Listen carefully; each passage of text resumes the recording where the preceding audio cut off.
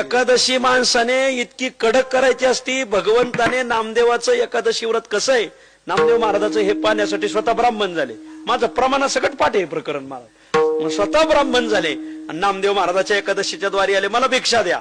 नामदेव महाराज म्हणले आज एकादशी आमचा नेम असा आहे, व्रत एकादशी करीन उपवास. आज आमच्या घरात चुलच पेटत नाही महाराज. असं कसं म्हणले, अहो माझा जीव जायला चाललाय, मी 10 दिवसाचा उपवासी. म्हणले तुम्ही आज थांबा, कीर्तन करून उद्या सकाळी द्वादशीला पारणा करून जेव घालतो.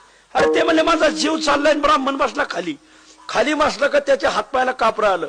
नामदेव महाराज म्हणले काही झालं तरी चलत, पण मी एकादशीला जेव घालणार नाही. त्या ब्राह्मणाने सांगितलं मी प्राण सोडेल. तो ब्राह्मण नव्हता, तो होता भगवंत. नामदेव महाराज म्हणले तू मेला तर चल, मी तुला धावा घालीन, पण तुला जेव नाही घालणार म्हणले. आणि देवाने सोडले ना प्राण. प्राण ब्राह्मणाचा प्राण नामदेव महाराजाच्या दारात सुटला. पंढरपूरच्या सगळ्या ब्राह्मणाला बातमी कळली. सगळे ब्राह्मण धावून आले. लय वारकरी म्हणवतो, वैष्णव म्हणवतो. ब्राह्मण दारात मेला. ब्राह्मण ब्रह्म हत्येचं पातक. जय दिशी ब्रह्म हत्या घडे, तय दिशी पर्जन्य न पडे.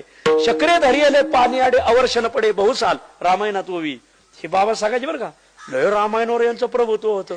मी काय आज अभंग सांगत नाही, मी तुम्हाला रामचंद्र मास सांगतो बघा. त्यांचं रामायणाचा मी नेम लिहून घेतलेला आहे बघा.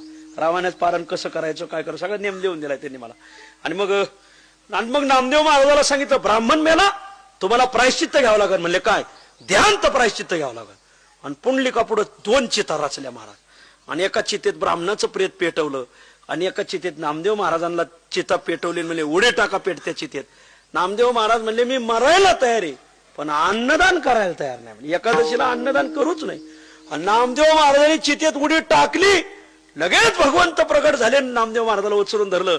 तो का देवाशी जतन त्याशी बाधू न शक्य आग्न. लगेच देवाने उचलून धरलं. नामा धन्य आहे तुझी एकादशीची निष्ठा. ब्राह्मण मानव दारात मिळाला तरी तू अन्नदान केलं नाही. स्वयंपाक करीत नका जाऊ एकादशीला घरी. बऱ्याच माळकऱ्याचे पोरं एकादशीला घरी भाकरी खातेत. तुम्ही माळी घालून अपराध केलाय. विठ्ठल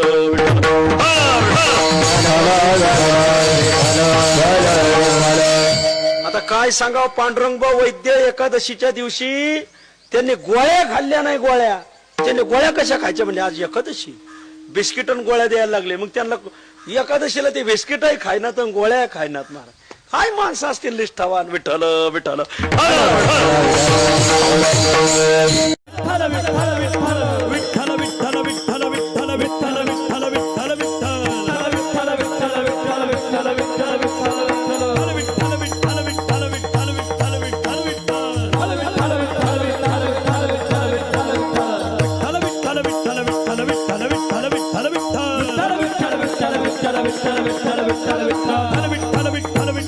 विठ्ठल विठ्ठल विठ्ठल